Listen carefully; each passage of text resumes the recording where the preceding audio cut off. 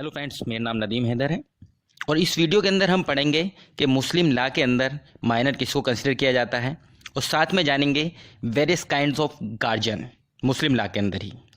तो आइए स्टार्ट करते हैं। देखिए, सबसे पहले बात करते हैं कि मुस्लिम लॉ के अंदर माइनर किस पर्सन को कंसिडर किया जाएगा। तो देखिए, उस पर्सन को माइनर कंसिडर किया जाएगा जिसने अभी एज ऑफ पुबर्टी अटेंड नहीं की है। मतलब मुस्लिम लॉ में ये कहा गया है कि अगर कोई पर्सन है who has not attend the age of 15 year तो वो माइनर की श्रेणी में आएगा, माइनर की कैटेगरी में आएगा। पर देखिए, जैसे मैंने ऑलरेडी एक वीडियो बनाई हुई है चाइल्ड के ऊपर कि किस पर्सन को चाइल्ड कंसीडर किया जाएगा, किसको नहीं किया जाएगा, या किसकी कितनी एज होगी जब उसको चाइल्ड किया जाएगा, 14, 15, 18, 21, कौन सा वाला चाइल्ड होगा। तो उसके ऊपर ऑलरेडी मैं वीडियो बना चुका हूँ, तो आप उसको एक बार देख सकते हैं। शॉर्ट में वीडियो है, छोटी सी वीडियो है, आप उसको देख सकते हैं तो आपको थोड़ा आइडिया हो जाएगा। तो जैसे मैंने आपको बताया कि मुस्लिम लॉ के अंदर जो पर्सन ने अभी एज ऑफ पुबर्टी अटेंड नहीं करी है वो माइनर माना जाएगा। मतलब कि 15 ईयर अभी कंप्लीट नहीं किए हैं वो पर्सन जो है माइनर कंसीडर किया जाएगा। पर अगर हम बात करें इंडियन मेजॉरिटी एक्ट 1875 की तो ये कुछ और कहता है। तो इंडियन मेजॉरिटी एक्ट 1875 में जो एज बताई है वो बताई है 18 ईयर। तो अगर देखा जाए तो मुस्लिम लॉ जो गवर्न करेगा वो इंडियन मेजॉरिटी एक्ट 1875 से गवर्न करेगा, उससे गवर्न होगा मुस्लिम्स, जितने भी मुस्लिम्स हैं। सिर्फ 3 चीज़ों के लिए, मैरिज के लिए, डाइवोर्स के लिए और डोवर के लिए, मतलब शादी के लिए, डाइवोर्स मतलब तलाक के लिए और डोवर मतलब मेहर के लिए, इन सिर्फ 3 चीज़ों के लिए जो मुस्लिम लॉ के अंदर जो एज कंसीडर की जाएगी माइनर की वो 15 ईयर से जो कम होगी वो वाली कंसीडर की जाएगी। मतलब 15 ईयर का अगर कोई पर्सन है तो वो मेजर पर्सन माना जाएगा सिर्फ इन 3 चीज़ों के लिए।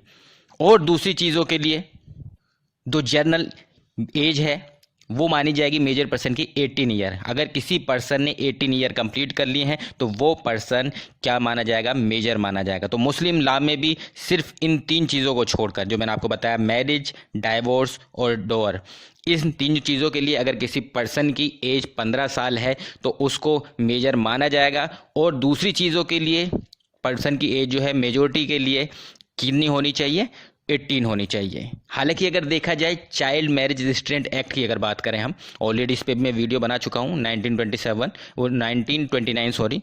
तो इसमें क्या है, मैरिज के लिए जो मेल की एज होनी चाहिए वो 21 ईयर होनी चाहिए और फीमेल की एज होनी चाहिए 18 ईयर होनी चाहिए। पर जैसे कि मैंने बताया मुस्लिम लॉ के अंदर जो एज होगी वो 15 ईयर मानी जाएगी मैरिज के लिए, डाइवोर्स के लिए और साथ में डोवर के लिए। पर और चीज़ों के लिए जैसे मैंने बात करी, विल के लिए या वक्फ के लिए या फिर गिफ्ट जैसे मैंने बताया, या फिर और चीज़ों के लिए भी, गार्जियनशिप के लिए, गार्जियन बनाने के लिए, तो उन सब चीज़ के लिए जो एज होगी वो 18 ईयर जो है कंसिडर की जाएगी, मेजॉरिटी एक्ट से गवर्न होगा जो जितने भी मुस्लिम्स हैं। पर अगर कोई पर्सन है जो कि मतलब कि उस पर्सन का जो गार्जियन है वो कोर्ट के द्वारा अपॉइंट किया गया है तो उस पर्सन की जो एज है वो एज ऑफ मेजॉरिटी जो मानी जाएगी वो 21 ईयर मानी जाएगी। तो यहाँ पर 3 चीज़ होगी, जैसे मैंने आपको फिर से एक बार रिवाइज करा देता हूँ जल्दी से। पहला चीज़ कि मैरिज, डाइवोर्स और डोवर के लिए इसमें जो एज मानी जाएगी वो 15 ईयर मेजॉरिटी मानी जाएगी। 15 साल का अगर हो गया तो मेजर माना जाएगा उसको। दूसरे और कामों के लिए, विल के लिए, वक्फ के लिए या गार्जियन अपॉइंट करने के लिए, उन सब के लिए जो एज मानी जाएगी वो 18 ईयर जो है मेजॉरिटी मानी जाएगी, मैक्सिमम मतलब कि मेजर माना जाएगा उस पर्सन को। पर अगर कोई गार्जियन, किसी पर्सन का कोई गार्जियन अपॉइंट होता है कोर्ट के द्वारा तो उस केस में जो उसकी एज है पर्सन की वो 21 ईयर उसकी मेजॉरिटी मानी जाएगी कि 21 ईयर का अगर वो हो जाएगा तब उसको मेजर कंसिडर किया जाएगा। अब बात करते हैं काइंड ऑफ गार्जियंस की। तो काइंड्स ऑफ गार्जियन, कितने टाइप के गार्जियन हैं मुस्लिम लॉ के अंदर, उसके बारे में बात करें। देखिए, इसमें 4 तरह के गार्जियन हैं मुस्लिम लॉ के अंदर। पहला है नेचुरल और लीगल गार्जियन, दूसरा है टेस्टामेंट्री गार्जियन, तीसरा है गार्जियन अपॉइंटेड बाय कोर्ट जिसको हम स्टैट्यूटरी गार्जियन भी कहते हैं। फोर्थ की अगर बात करें, फोर्थ है डी फैक्टो गार्जियन। तो हम इन चारों के बारे में एक एक करके शॉर्ट में ब्रीफ में पढ़ते हैं। तो सबसे पहले बात करते हैं हम नेचुरल गार्जियन की, जिसको लीगल गार्जियन भी कहा जाता है। तो नेचुरल गार्जियन वो गार्जियन है जिसका ये लीगल राइट है कि वो बच्चे की, चाइल्ड की जो एक्टिविटीज़ हैं उनको कंट्रोल या सुपरवाइज करेगा। तो अगर मुस्लिम लॉ में बात करें तो मुस्लिम लॉ के अंदर जो फादर है, फादर को नेचुरल गार्जियन रिकॉग्नाइज किया गया है किसी भी बच्चे का। तो मुस्लिम लॉ के अंदर जो सिर्फ फादर है, फादर को ही नेचुरल गार्जियन कहा गया है। तो जैसे मैंने बताया, नेचुरल गार्जियन का दूसरा नाम ये लीगल गार्जियन भी कह सकते हैं, या फिर एक और नाम है इसका डी जूरी गार्जियन, ये भी कहा जा सकता है। अगर सच सपोज करिए अगर फादर नहीं है, फादर के एब्सेंस में किसको गार्जियन माना जाएगा? तो फादर के एब्सेंस में जो फादर का एग्जीक्यूटर होगा वो गार्जियन हो सकता है, लीगल गार्जियन हो सकता है। और अगर फादर का जो एग्जीक्यूटर है उसके एब्सेंस में बात करें तो उसके बाद में जो पेरेंटल ग्रैंडफादर होंगे उनको बच्चों का लीगल गार्जियन माना जाएगा, मतलब कि दादाजी। और अगर दादाजी भी नहीं है तो उस केस में जो दादाजी के जो एग्जीक्यूटर होंगे वो लीगल गार्जियन माने जाएंगे बच्चे के। पर साथ साथ हम इसमें बात करते हैं शिया लॉ। अगर शिया लॉ है तो उसमें कौन गार्जियन माना जाएगा? देखिए, शिया लॉ में जो गार्जियन माना जाएगा वो फादर गार्जियन होगा, लीगल गार्जियन। और अगर फादर नहीं है तो फिर जो दादाजी हैं, पेरेंटल ग्रैंडफादर हैं, वो गार्जियन होंगे, लीगल गार्जियन होंगे। शिया लॉ के अकॉर्डिंग जो फादर हैं उनके एग्जीक्यूटर या फिर जो ग्रैंडफादर हैं उनके एग्जीक्यूटर जो है लीगल गार्जियन नहीं कंसीडर किए जाएंगे। अब बात करते हैं दूसरे टाइप के गार्जियन के बारे में। तो दूसरे टाइप का जो गार्जियन था वो था टेस्टेमेंट्री गार्जियन। टेस्टेमेंट्री गार्जियन कौन होंगे? टेस्टेमेंट्री गार्जियन वो हैं जो कि किसी विल के थ्रू अपॉइंटमेंट किया जाता है एज ए गार्जियन माइनर के लिए।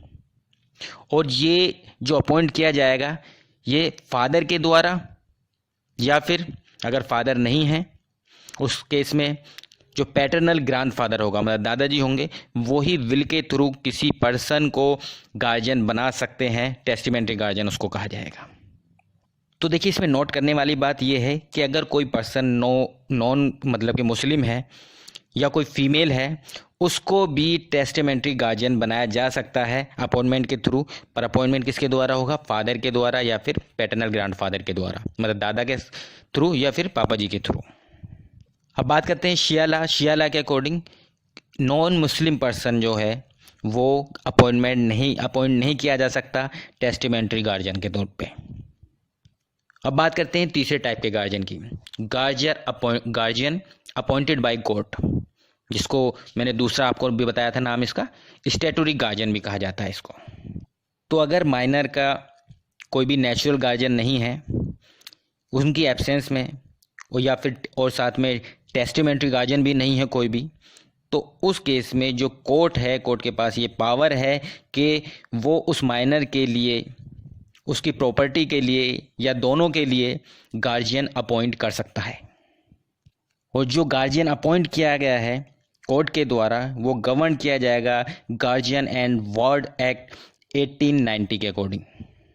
तो ये जो एक्ट है गार्जियन एंड वार्ड एक्ट 1890, ये पूरे इंडिया के सभी पीपल पे, चाहे वो किसी भी रिलीजन से बिलोंग करते हो, चाहे वो हिंदू हो, मुस्लिम हो, सिख हो, सब पर ये अप्लाई होता है ये जो एक्ट है। तो कोर्ट जो गार्जियन अपॉइंट करेगा माइनर के लिए, वो माइनर के लिए कर सकता है या फिर उसकी प्रॉपर्टी के लिए कर सकता है या दोनों के लिए कर सकता है।